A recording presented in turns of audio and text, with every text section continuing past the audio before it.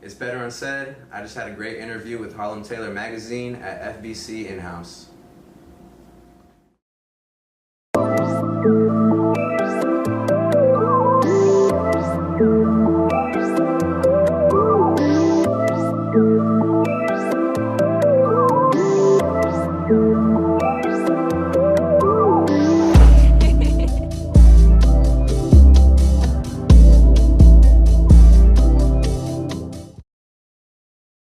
Yeah. We here, man. We here. Hey. And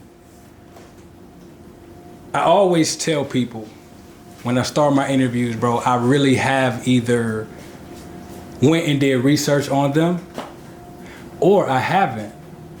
Because some people I just want to have a conversation with. You're both. Okay. When I started researching you, I stopped. Because I started to want to have a conversation. I never introduce people. I let the world introduce them to themselves. Tell them who you are. I'm Better Unsaid.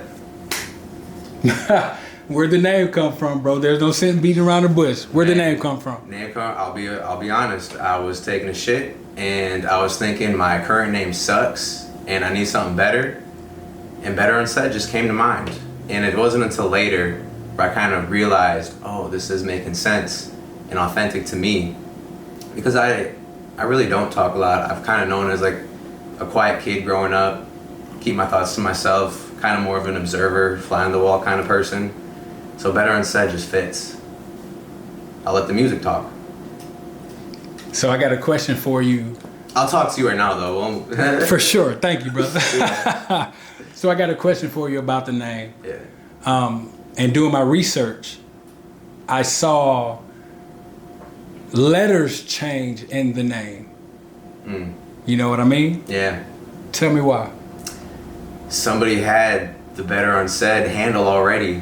So I didn't have another choice. You know, some people put music at the end, some people do the underscore thing. It's not the same, right? It doesn't feel the same, does it? To me, it doesn't. No. Nothing feels the same because it's not. So it's like, what's the lesser of the evil here? Am I gonna do the underscore game? Am I gonna just switch the A with the X? Aesthetically, I thought that turning the A into an X was the right move. However, it has screwed me in a situation because on all my platforms, it's Better Unsaid, how you would normally spell it. And I had a song release under Subsidiary Records, and their management didn't really follow up with my team as far as getting all the proper information, and they just looked at the Instagram name and how it was spelled on there, and that's what they decided to input in their distribution service. So now that song, that's one of my biggest releases, isn't even linked to my page on Spotify. So it is what it is at the end of the day, but I definitely want to get that figured out in the near future. And I don't know how to go about that, to be honest. Instagram's not very responsive. They could give a fuck. You know, first of all, I'm sorry. I'm sorry. And I say that for real, bro, because I had 187 videos on YouTube at one time. And my cousin, true story, my cousin, I won't say she's a celebrity, but she's pretty popular. And she did a movie premiere, and it had all these like stars in it. And I went to the movie premiere with my camera, and when I filmed it, it was a family thing that I filmed, and I put it on my YouTube channel. Bro, my whole YouTube channel got deleted. Man. So I'm saying that to say this, it sucks. There's nothing we can do. Just learn and move on. You did it once, do it again. You made a song, do it again. Yeah. Straight up. That would defeat most people, right? So those who prevail are the ones that get to deserve the success. Better Unsaid. Yeah. I got a question for you. Yeah. The song Dream. Okay. I like that song. Dream? Dream. 4 years ago. Yeah, that's crazy. Yes, sir. I do my job. I had a dream. Damn. Look, Okay. y'all, I made him forget. Okay. I really do my homework. I told you I research people until I become interested in them. Where were you mentally when you wrote Dream? Because I really like that song. That took place during COVID. So I do remember specifically I was doing this thing where, you know, during the heat of quarantine, when we're all in our houses not doing shit, people were figuring out how to still stay relevant, and maybe people were doing podcasts or doing like more Instagram lives. My kind of thing was, okay, let me do this little mini series on my Instagram called Quarantine Cookup.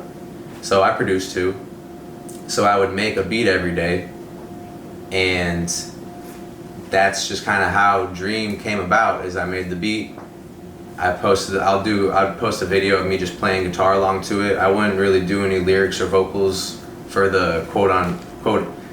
Side note, I just learned it's quote end quote, not quote unquote. Crazy. For sure. Like one quote's on the outside, one's on the inside, quote end quote. Just learned that shit. It's okay.